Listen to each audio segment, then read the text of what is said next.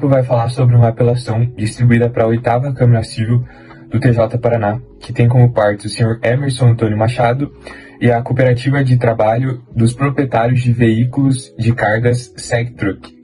Bom, trata-se de uma ação de cobrança com lucros cessantes, decorrente de um acidente de trânsito que teve perda total do veículo. O associado, ele ingressa com ação de ressarcimento em face da cooperativa em razão da negativa da cobertura do seguro por inadimplência. A sentença, ela julgou parcialmente procedente os pedidos formulados na inicial, e em razão disso, teve apelação pelas duas partes.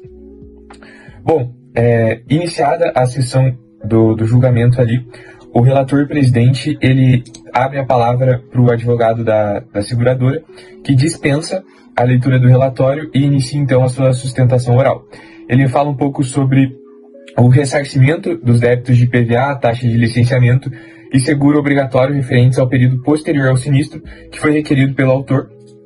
Ele sustenta que o veículo ele tem alienação fiduciária, e partindo desse pressuposto, ainda que a SegTruck ela indenizasse na época do sinistro, há previsão em contrato de que, tendo alienação fiduciária, o bem não pertence ao autor, mas sim ao banco, cabendo ao autor, então, quitar o bem junto ao banco.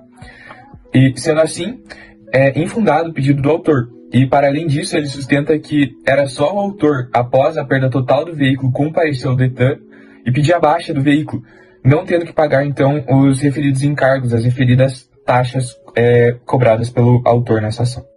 Olá, me chamo Gabriel Shed e vou dar continuidade à audiência apresentada pelo Thiago. No trecho seguinte da audiência, a defesa ela reforça a incoerência do pedido de lucros cessantes. A própria juíza já havia questionado o tema e o autor apresentou a declaração, afirmando ser isento e não possuir rendimento superior a 2 salários mínimos, indicando ele mesmo que não teve lucro no período. A defesa, então, destaca um ponto decisivo, o depoimento da esposa do autor. Ela é responsável pelo financeiro e é a filha do dono do caminhão.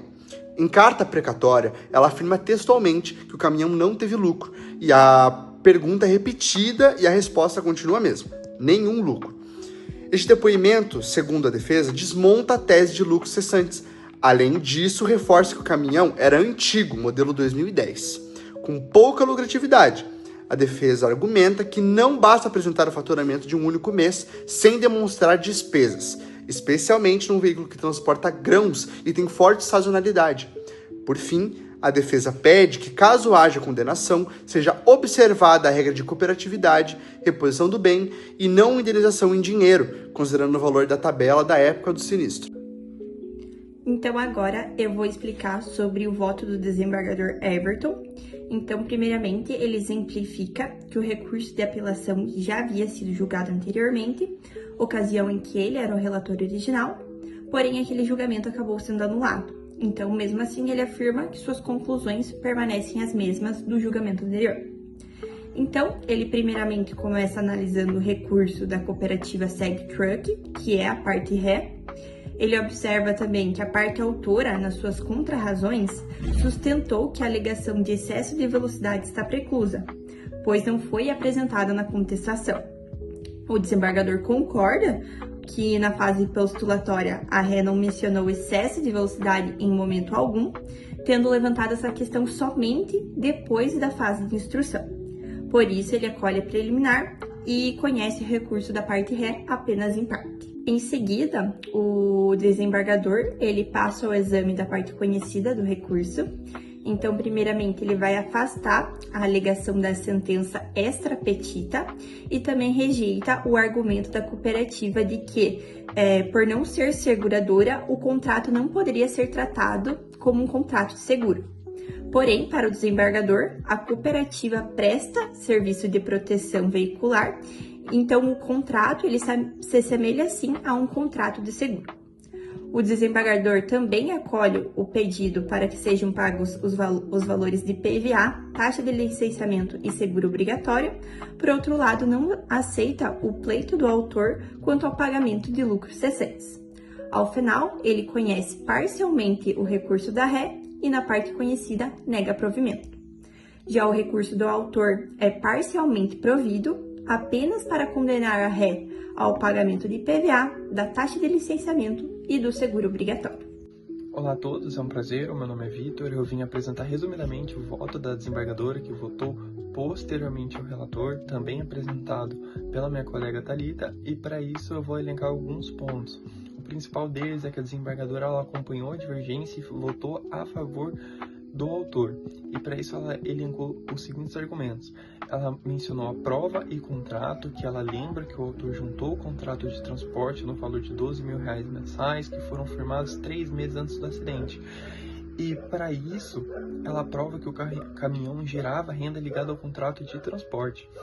E também ela elenca o seguinte ponto, o cálculo do lucro cessante. Como o veículo estava alienado fiduciariamente, aquela renda passiva precisava pagar as prestações e custas, como combustível e custas pessoais. Tá? E para isso a Câmara aplicou uma multa de 40% do valor bruto para despesas e considerou o período de atraso de 2 meses. O resultado do voto foi o seguinte: foi o provimento parcial ao recurso do autor, reconhecendo também os lucros cessantes com a correção a partir da data da negativa indevida. Olá, me chamo Maria Laura e eu vou dar continuidade aqui para a fala do meu colega Vitor. Então, bom, ele falou um pouco sobre a fala da desembargadora Temis e eu vou dar continuidade também a esse voto da desembargadora, tá? Ela comentou também que na fala do advogado, né, da parte contrária, menciona que a testemunha do autor teria dito que aquele caminhão ele não dava lucros. E a desembargadora, ela esclareceu que essa ausência de lucro no período, né, aí é muito por conta que você precisa pagar combustível e outras despesas provenientes do caminhão. Então, aquele valor é o bruto, né, o valor que o autor estava pedindo. Talvez seja por isso que ela considerou que não havia lucro. Foi isso que a desembargadora Temis acabou justificando aí a fala da testemunha do autor. Bom, ao final, né, ela reiterou o seu entendimento de que deve ser considerado o valor de lucros cessantes, porque o autor ele traz na inicial um contrato de transporte que ele ganharia um valor ali de R$ 12.000 e em dedução de 40% pelo período de 2 meses de paralisação. Assim, ela votou pelo provimento parcial do recurso do autor e reconheceu os lucros cessantes. No encerramento, o presidente declarou que a Câmara, por unanimidade, decidiu negar o provimento ao recurso do réu e dar provimento parcial ao recurso do autor, nos termos do voto da relatoria. Então, esse foi um encerramento ali da sessão e é isso.